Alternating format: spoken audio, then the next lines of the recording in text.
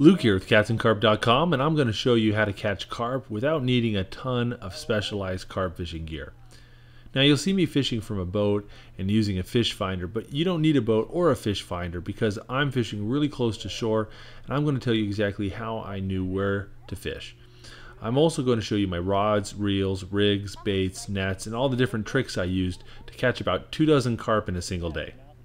Okay, first let's talk about location. I filmed this video in March after a few days of really warm weather. The air temperature was much higher than the water temperature. When this happens, the creeks and rivers heat up faster than the deep water, so the fish leave the deep water and head for the mouth of a river or a creek.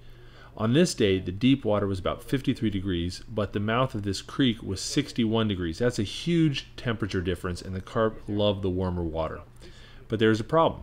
The mouth of this creek has a little bit of current, and it's too shallow, mostly 1 to 4 feet deep. The carp don't like fighting the current, and they don't like being exposed in shallow water. So all the carp concentrated in a few holes about 5 to 8 feet deep in the mouth of this creek. The bottom of the holes offer a break from the current and protection from predators.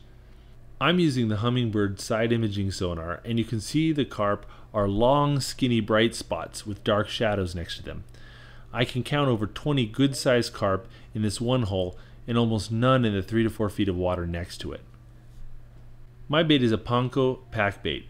Pack bait is bait that you pack around the lead before casting. The ball of free bait draws the carp to your hook and keeps the other carp from leaving while you catch them. This pack bait is made with Panko breadcrumbs, jello, corn, and hominy. To learn how to make this pack bait, click the video or link in the video description. The leads I'm using are called method leads. Method leads are specifically designed to hold balls of pack bait. This is a 1 ounce method lead made by NGT, and this is a 1/2 ounce method lead made by Fox. I'll put a link to a US carp fishing store that sells these in the description. Both of these method leads are inline leads, and under the method lead I have a Korda helicopter sleeve that acts as a camouflage bumper that prevents the swivel from getting stuck inside the method lead. Underneath that I have a Korda No. 8 swivel with a Korda Kwik clip attached to a Korda micro swivel. The leader and main line is 20-pound spider wire stealth braid. The hook is a No. 6 Korda wide gap hook tied with a hair rig. For bait I'm using fake pop-up corn made by Korda as well. This brand has a fruit flavor and it floats. I use fake corn because I don't want to waste time rebaiting real corn on the hair rig each time I land a fish. The fake rubber stuff doesn't come off very easily at all. The buoyancy also allows the carp to suck the hook up into its mouth very easily. Test your rigs in water to make sure your hook and your corn are floating the way you want them to before you start fishing. You'll notice that my fake corn is attached to the leader, not the hook. This is called a hair rig. Hair rigs prevent the carp from feeling the hook with their sensitive lips. The hair rigs lose less bait. The hair rigs put the hook point in the bottom of the fish's mouth, and it prevents gut hooking the fish.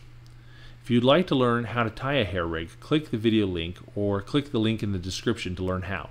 There's also a link in the description to where you can buy all of these rig components. I have 2 types of rods that I'm using here. I have 4 Cabelas MagTouch rods in 3 different sizes, and I have 3 2.75 pound test curve 6-foot Outkast stalker rods from Chub.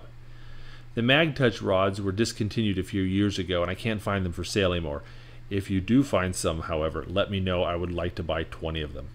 The Chub Outkasts are a carp fishing stalker rod, and I'll include a link to a British tackle shop that sells and ships these to the US. These rods run about $65 each. Both of these rods are super sensitive and very light. You really feel the fight better than other rods. But I've landed fish up to 30 pounds on these rods without any problems, so they're very sensitive but got plenty of backbone. I have several different reels on these rods. I have several Daiwa Regal BRI 3500 reels. These are an awesome bank fishing reel because they are a bite and run reel.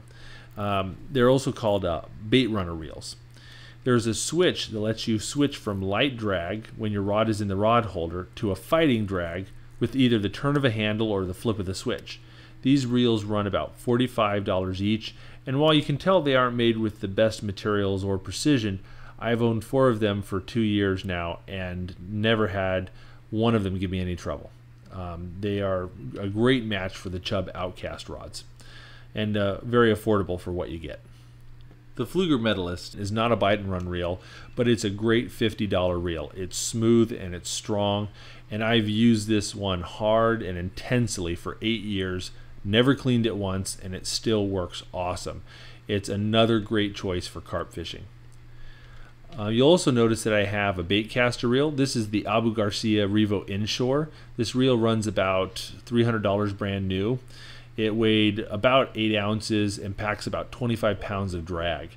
I have it spooled with 40-pound spider wire stealth, and I've landed 53-pound flatheads and black-tipped sharks on this setup. It's an incredibly light, incredibly powerful, incredibly sensitive setup, but a little bit pricey.